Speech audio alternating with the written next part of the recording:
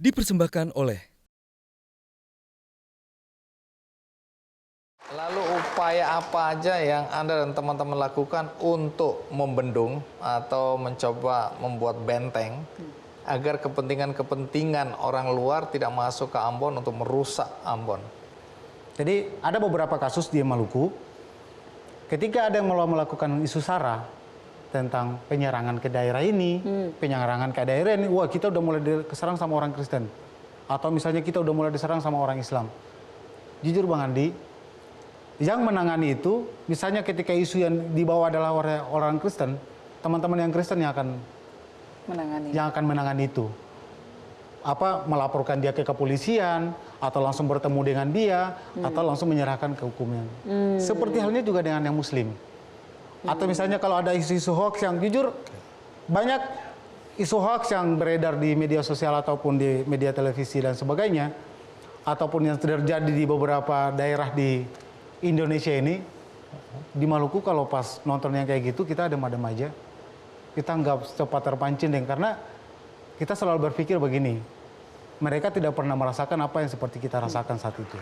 Apa nasihat Anda kepada sebagian masyarakat yang sampai detik ini khawatir bahwa Indonesia akan menjadi seperti Suriah?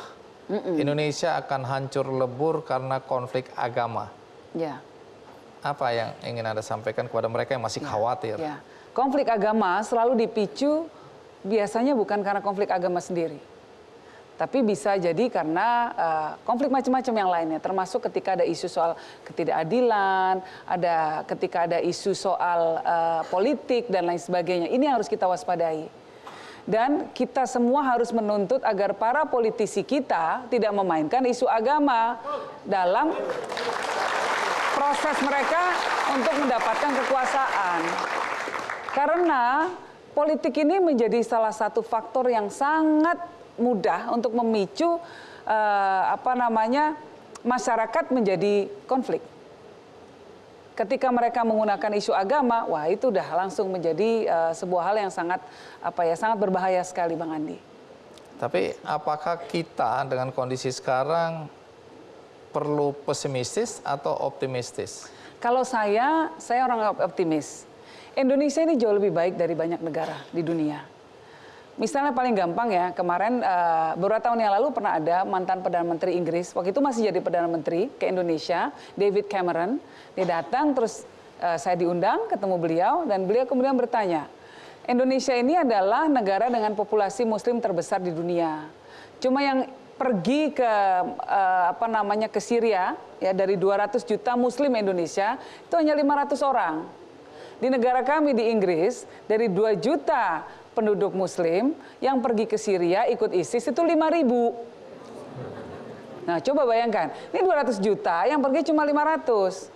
Yang sana 2 juta yang pergi 5.000. Dia bilang kenapa? Saya bilang karena berat di ongkos, Pak. Enggak deh. No. Aku udah menyimak dengan takzim. Tidak. Saya katakan bahwa karena kita ini punya Pancasila. Inilah yang mengikat kita semua. Inilah perjanjian suci antara sesemua warga negara Indonesia yang menyatukan kita sebagai bangsa Indonesia. Ini yang tidak dipunyai negara lain. Oke. Dipersembahkan oleh